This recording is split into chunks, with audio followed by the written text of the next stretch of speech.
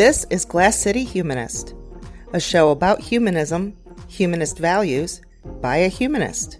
Here is your host, Douglas Berger. One of the basic benefits we enjoy as citizens of a democracy like the United States is our right to address grievances to our elected officials if we feel they are not making appropriate decisions. The I-475 Neighborhoods Coalition is made up of citizens wanting to stop a planned widening of the freeway in Toledo. We talked to the coordinator, Peggy Daly-Masternak. Glass City Humanist is an outreach project of the secular humanists of Western Lake Erie, building community through compassion and reason for a better tomorrow.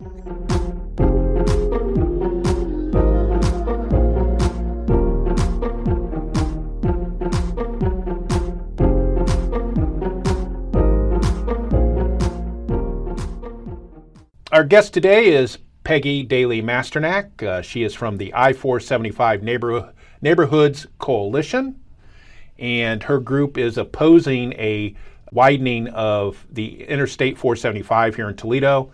For those of you who are not in the Toledo area, the section, it's actually, how many, is it about a mile?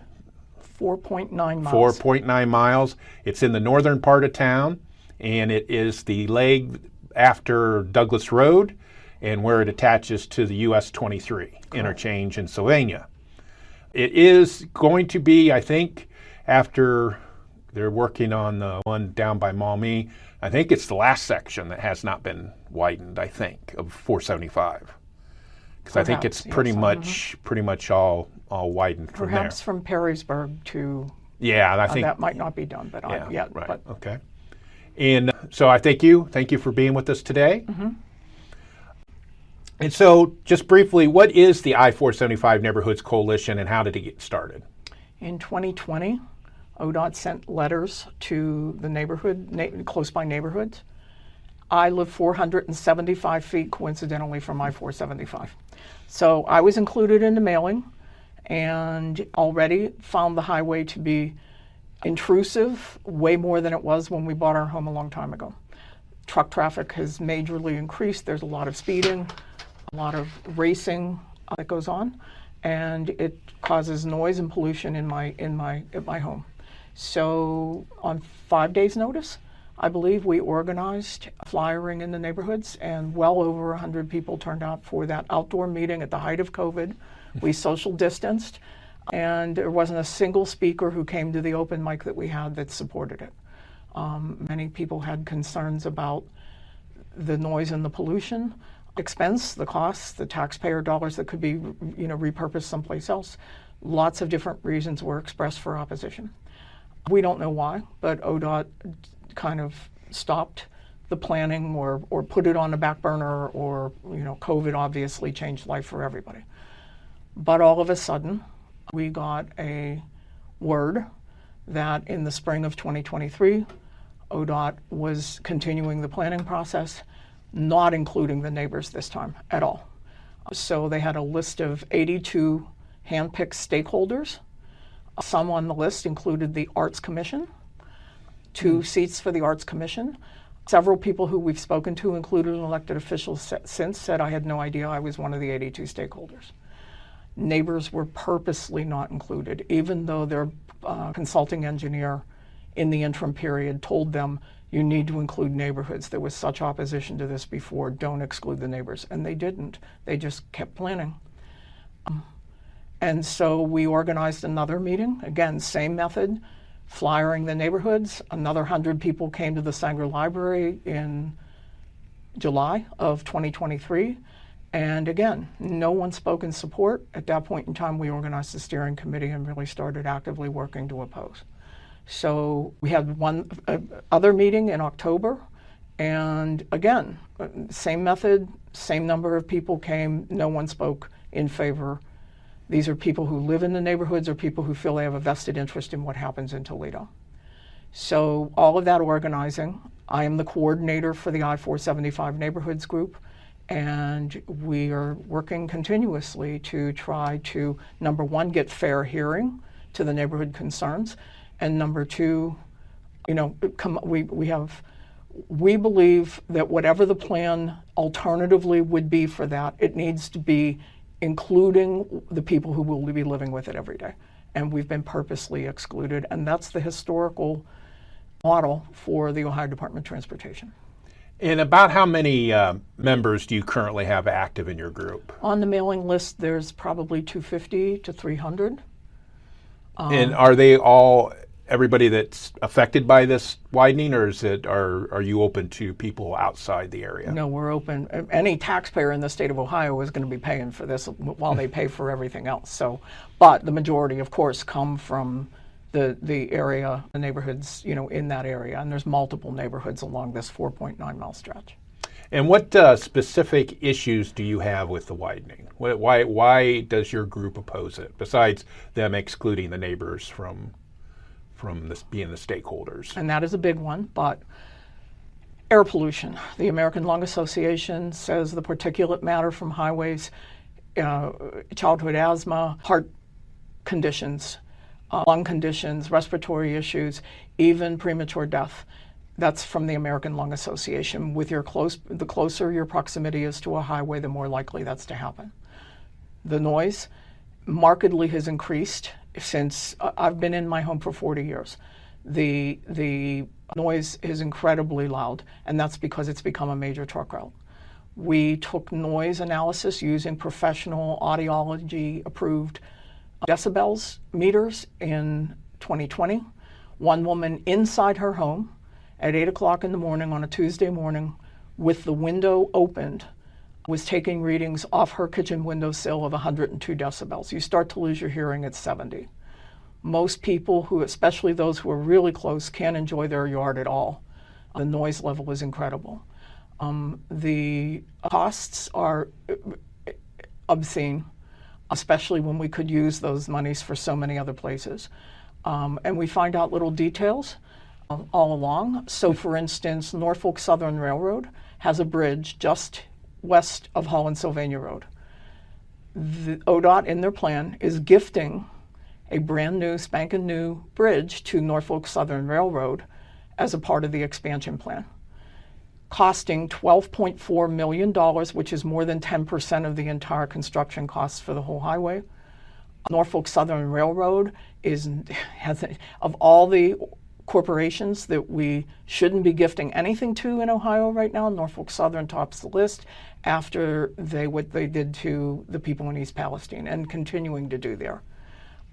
And when we look at costs, the Lucas County Jail, which is now being built, was contracted with 5% in contingencies. So if we have a global supply chain problem or we have weather problems or whatever in the building, they put into the contract 5%. My husband worked in the private sector. That's a similar pad, if you will, to construction contracts for capital improvements in the private sector. The pad on this contract for 4.9 miles of highway is 61%. So we pad the contract. The costs already start out with a giant dollar amount, including $12.4 million that's given to Norfolk Southern Railroad in their brand new bridge. And we pad the contract on top of it by 61%. That doesn't include property acquisition. That doesn't include design costs, which they've already gotten from the state of Ohio to design it. So easily, this is the last number that we have is $186 million total. That doesn't include those things. So this is easily $200 million of highway that isn't necessary to begin with. And why do you think it's costing so much and they're padding it so much? The explanation that was given to us when we asked this question was, it's just the way we do things, was basically what was said. And when was that section of I-475 built? 1972 it opened. When they opened it, it's an interesting quote from the Blade. The head of what was then called the Highways Department, the Ohio Highways Department, had been the head of the Highways Department here in Toledo prior to that moving up.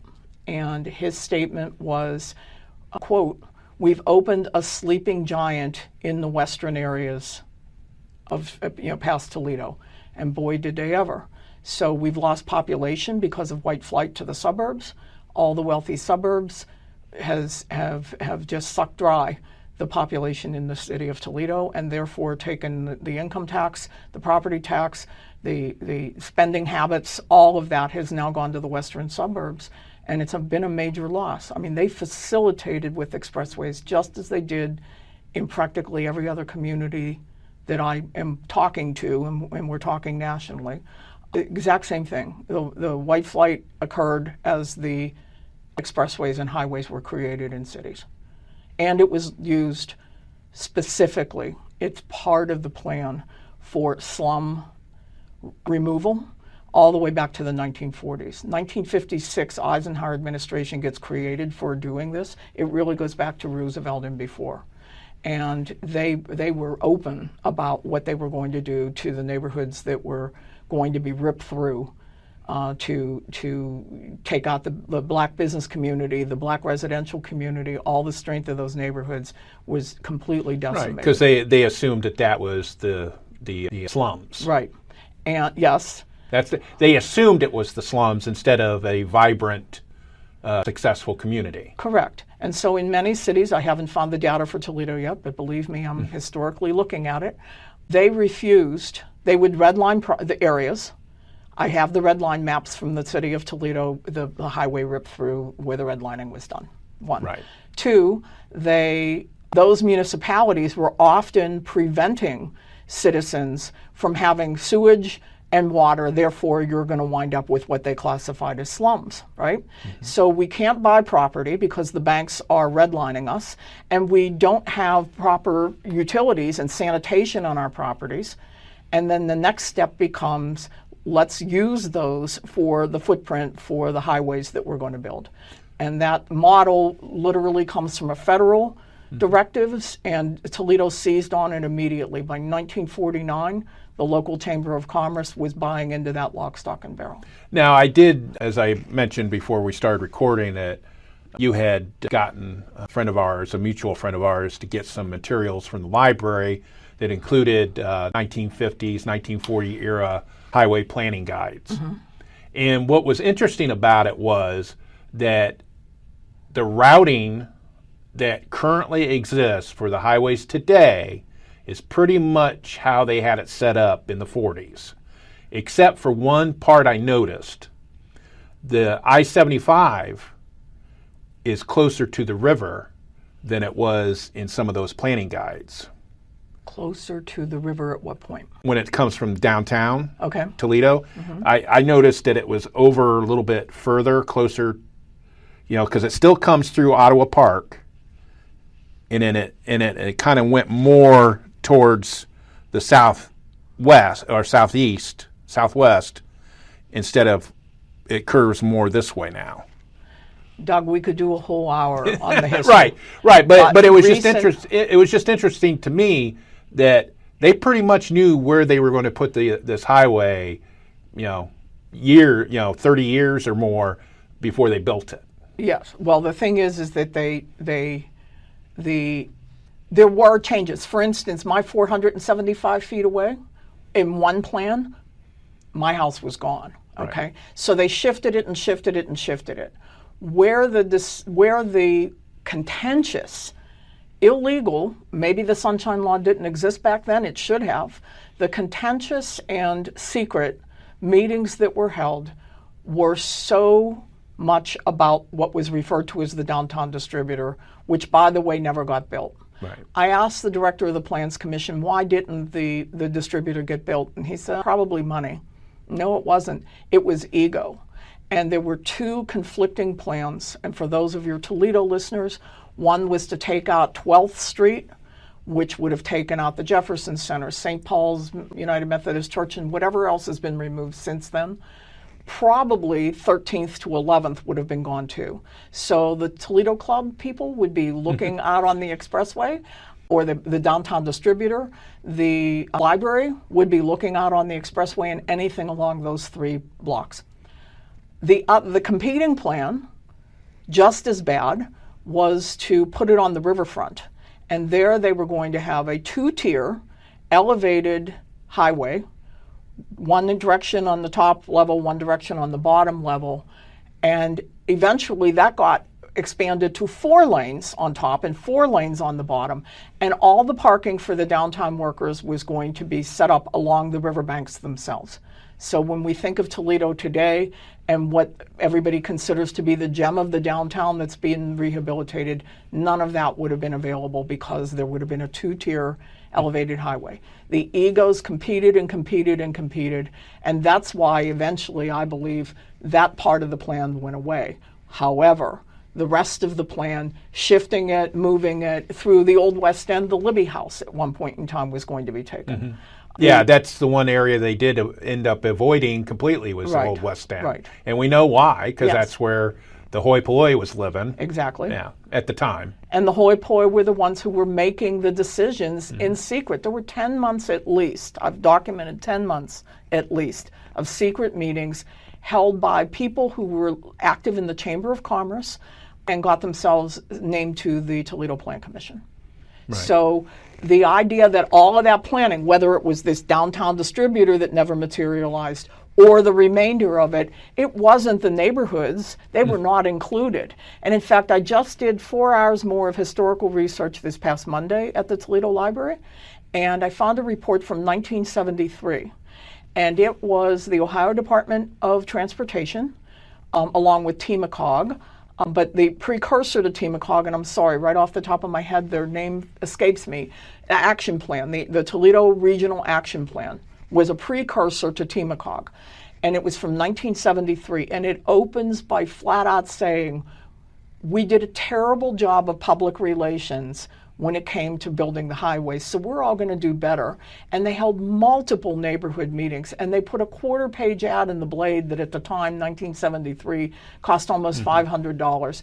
And they did everything they possibly could to include neighborhood input into what do we do next with more highways. They were actually still planning more highways at that point, but included the residents, included the citizens, whether it was real or phony democracy. At least in this report, it appears that they made an attempt at democratically fixing the problems that they created by not including residents. So for your listeners who I believe, I asked you before we started, do secular humanists believe in democracy? And you tell me they do. None of this was democratically held, and to this day it's still not being democratically held. Yeah, and I think that, people need to understand that just because something exists today doesn't mean that was the best solution to whatever problem that they were trying to address. Correct. And so it's more than open to changing the way things were done previously. It's like you said, that stretch of I-475 was opened in 1972. Mm-hmm. Well, they had a totally different idea about how to build highways in 1972 so that your house is 74 feet from the highway. Today, I think the setback is a lot further now, standard, which means that if they built that today, they probably would take your house.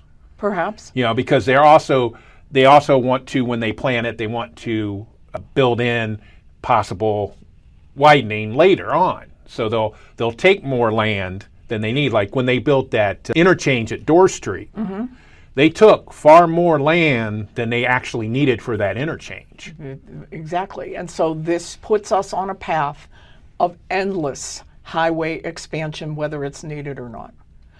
I mentioned to you before starting that you bring up Dorr Street, so I'll talk about that.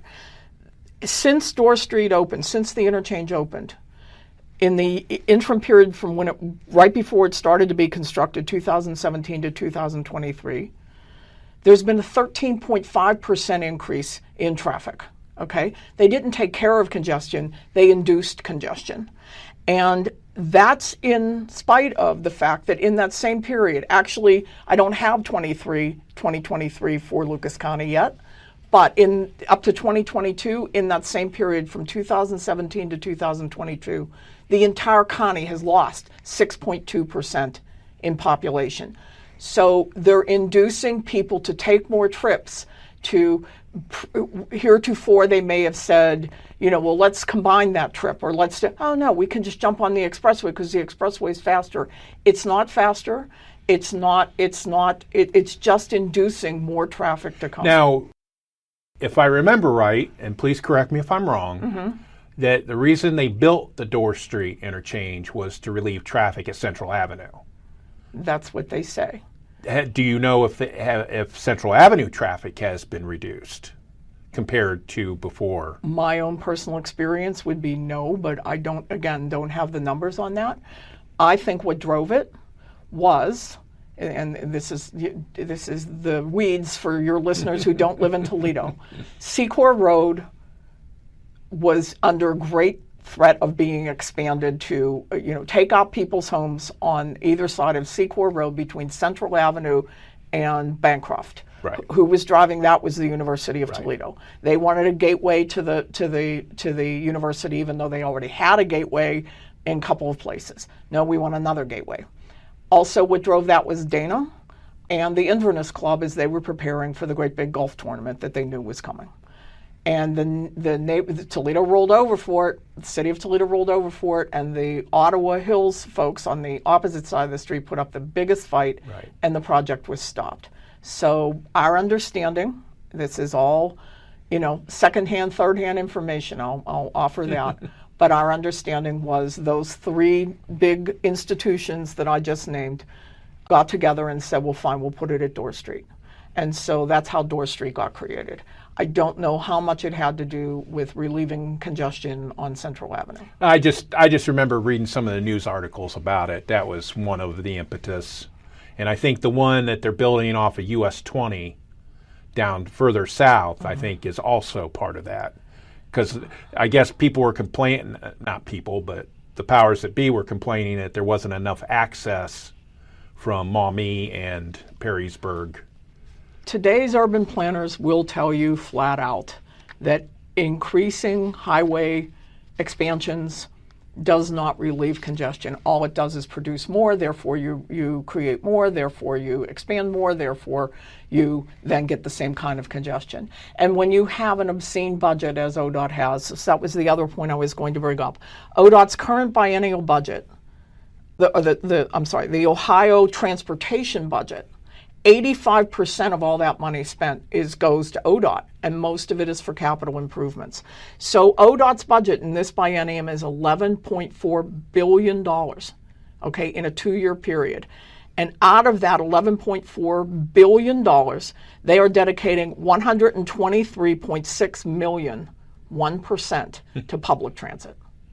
That's straight out of the Legislative Services Commission, 2-page analysis. It's in the packet on where the money is getting spent. So ODOT just, it's like a snake eating its own tail. They just keep feeding themselves and feeding themselves and feeding themselves to justify their own existence. Hello, this is Douglas, host of the Glass City Humanist, inviting you to listen to selected segments of the Glass City Humanist on Toledo community radio station WAKT 106.1 FM, Tuesdays at 7 p.m. Eastern Time. If you can't listen to us on the radio, you can live stream us on toledoradio.org or visit our On WAKT page on our website, glasscityhumanist.show, for past episodes.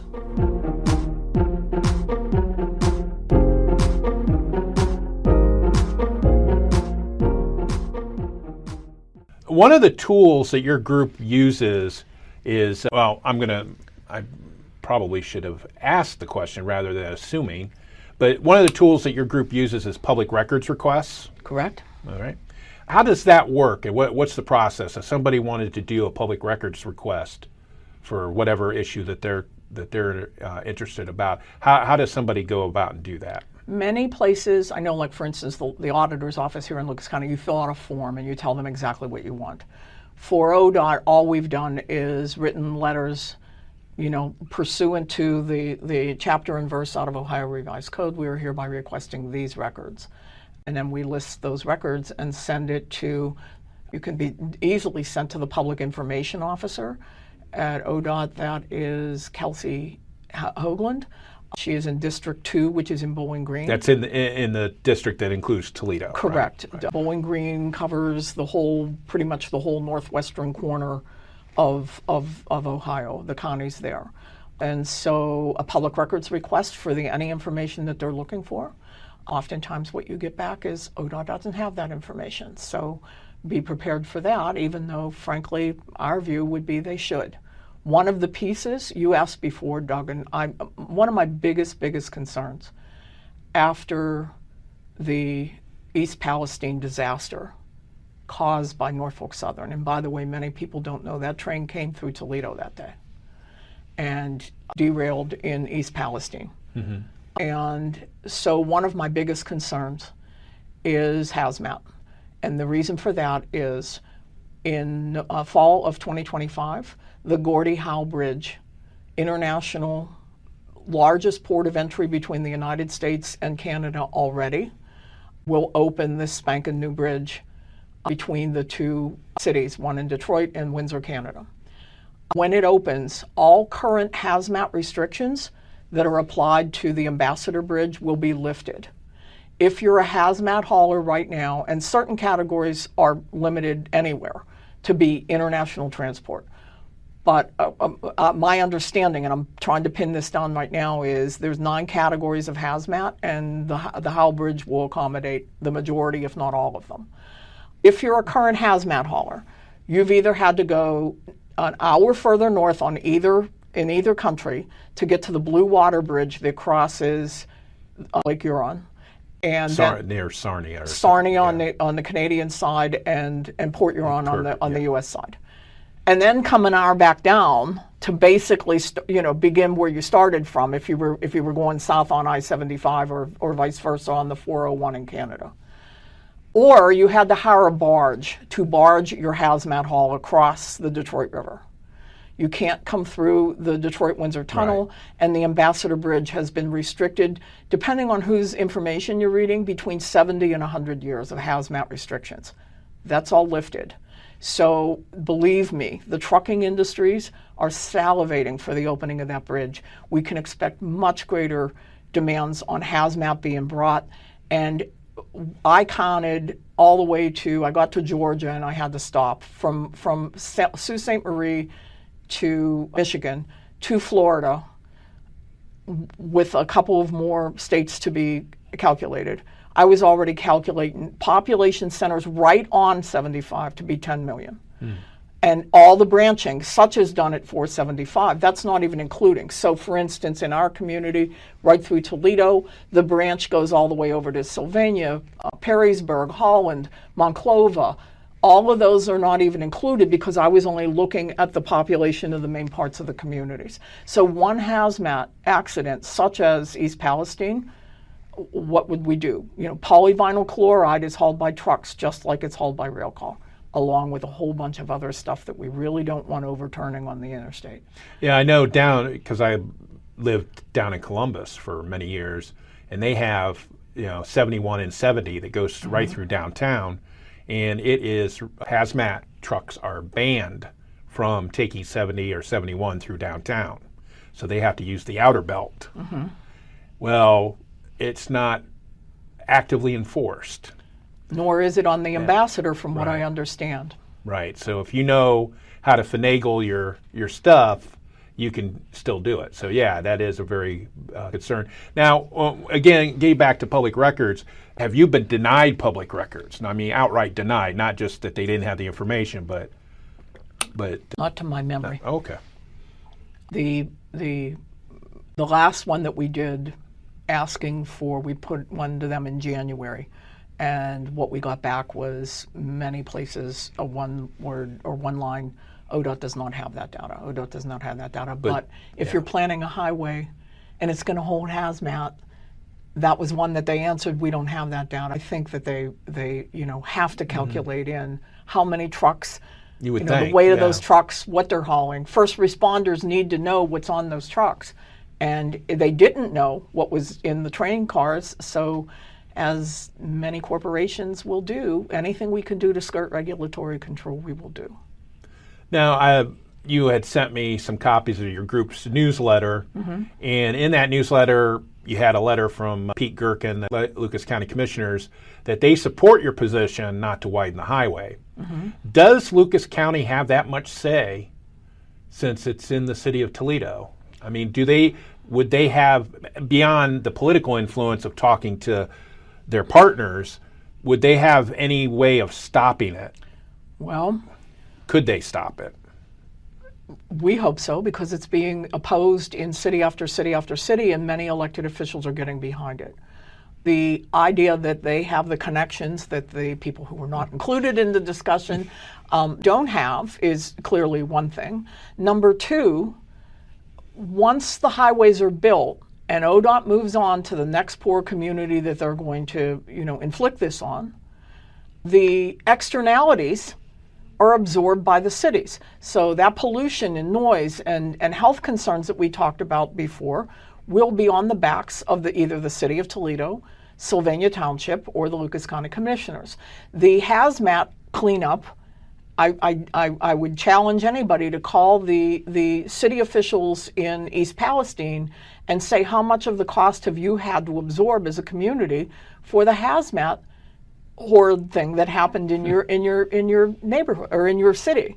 All of the externalities, as they often are by people who push for the needs of corporations and not push for the needs of communities and citizens and cities, the externalities are always outsourced to the municipalities, never absorbed by the corporations that insist that they're going to have their way. And this is part of that. We know the Chamber of Commerce is behind this. We looked up the addresses of the people who were in the chamber. There's 42 members of their board, other than 4 who live in the city of Toledo, none of whom live in this neighborhood. All the remainder of them live in the white western suburbs that we gifted with an expressway right to their front door. So, this is how I know after 40 years, I know this is how it works. But to get the support of the Lucas County Commissioner President, to get the support of the mayor, and just today, our second national organization called America Walks has put out a letter that's an exemplary letter. We did a public press release today.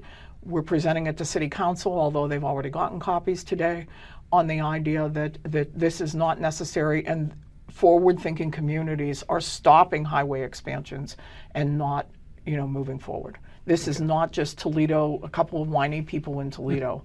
This is across the country. That group, America Walks, recently led the call for a moratorium on highway expansions anywhere in the country, and within days had 200 different groups endorsing, and I think thousands of people have signed on individually since. All right. And you have a lot of data. You showed me your map that you worked with the Lucas County Auditor's Office, and you did decibel readings and things like that. We've just come through a pandemic. Yes. Where we had a lot of people doing their own research. So how would you answer somebody who would be skeptical about you doing your own research in this issue? Like, do you consult with the professionals like urban planners and civil engineers, or do you just come up with your own figure? No, we have, but much of the data that we have is out of ODOT's own materials. So the costs that I referred to before, 186 million, and then the property acquisition and design costs on top of that, right out of ODOT's data. One of the pieces that we didn't cover, they came in with 2 rationales for doing this, and they've never left that page, never, no matter what has been brought up to them. One is they're claiming congestion, and one is safety, okay? So the congestion issue, okay? The Federal Highway Administration has a database, complex database. You can go online and find it for yourself.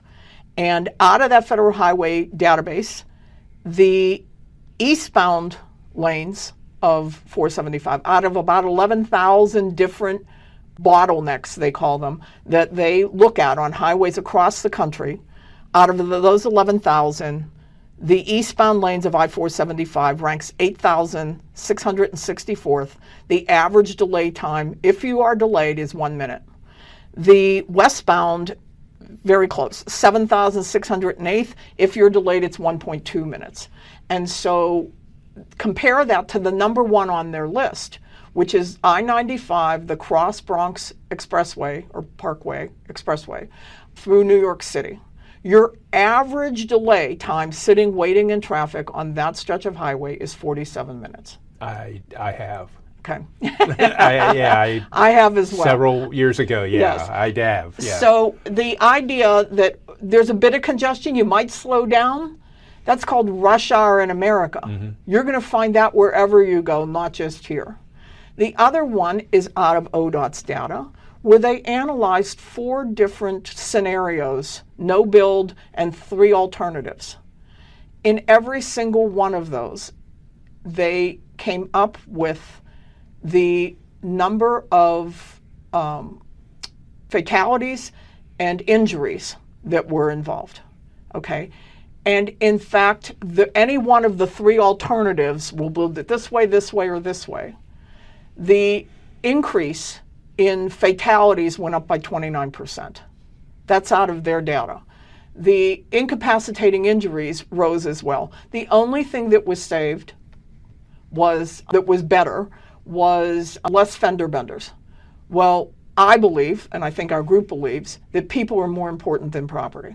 So if you're going to build a highway, you better reduce all of those numbers. When they talk about safety, they'll tell you 2 things. There's been 2 fatalities and 4 serious accidents in the study period that they did. Period. End of conversation. Go look at their data to see that the accidents involved, the 2 drivers who were killed, neither were wearing seatbelts. There was alcohol involved. There was a motorcycle involved in one of the crashes where somebody, I believe, was a fatality and injury. There was speeding involved. There was texting and driving. There was all of these scenarios that they put in their own data that show why those accidents happen. None of that will be mitigated by a highway expansion. In fact, it will get worse because what they plan on doing is 6 lanes, but now they've added 2 additional lanes, so it'll be 8 lanes between Secor and Talmadge. And I find that when I'm going, and they call them auxiliary lanes, people don't look at it as an auxiliary lane. They look at it to get around the gray-haired lady who's in front of them going 65 miles an hour and they want to go 80 miles an hour. So they'll weave in and out, and we probably will wind up with even more accidents than ODOT was projecting. So when you ask about our data, much of our data is either the historical research going to the Plan Commission and going through their library or going through the Toledo Lucas County Library and looking at the history of the planning and how they got done, or it's using ODOT's own data to refute everything that they're saying. So we asked about the map that they submitted. How come you skewed the numbers so badly to show that there was less than half residential in this area and a whole bunch more commercial? Yeah.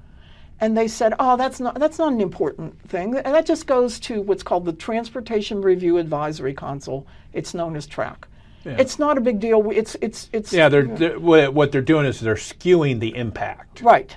Exactly. And to them, that's not a big deal. To those of us who live there, it's a very big deal. Well, all I know is, I've driven that section. Had my girlfriend broke down in that section, mm-hmm. and trying to assist her at the side of the road was hella scary, mm-hmm. mainly because of the speeders, mm-hmm. the trucks speeding through mm-hmm. that area. And you have maybe this much space from the breakdown lane to the main lane, mm-hmm. And so, it's scary and I think the other thing too that they are concerned about too are when there's breakdowns, mm-hmm. that there's not, it's harder to unclog it, mm-hmm. but yeah. The pavement is likely, okay, so one of the scenarios that they studied was no build.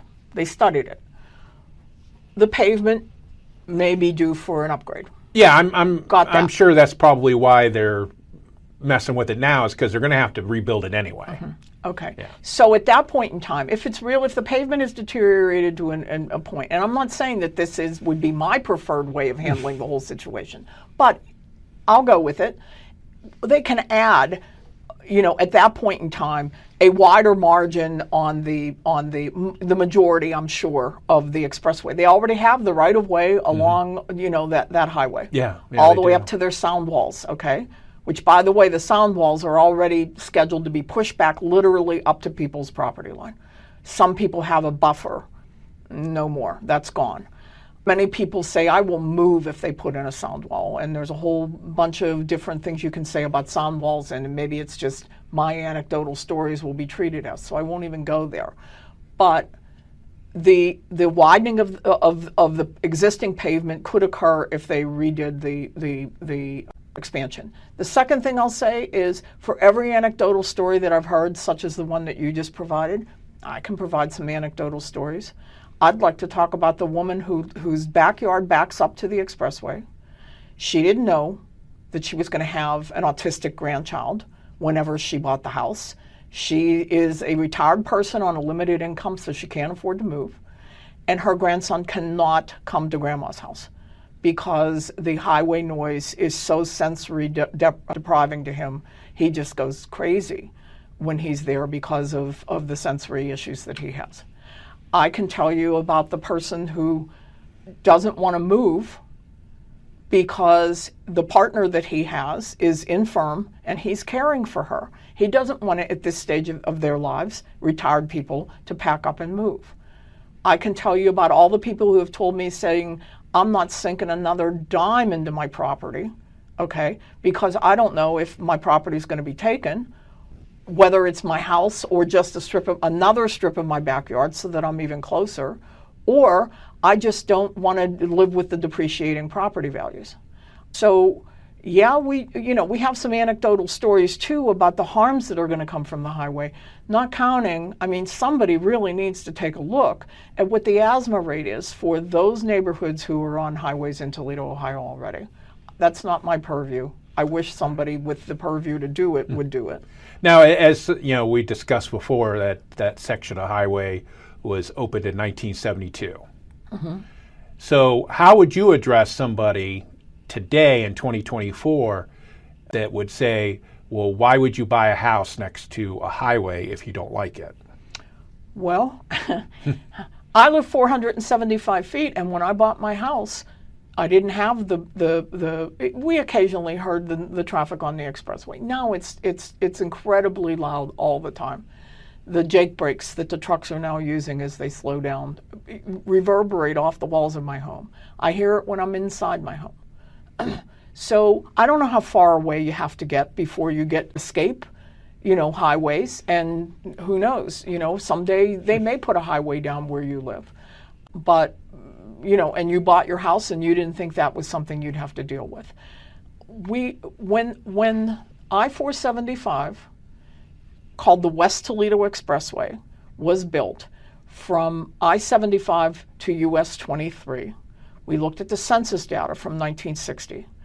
It was virtually all white neighborhoods, probably because of redlining, probably because of deed covenants, those types of things were going on.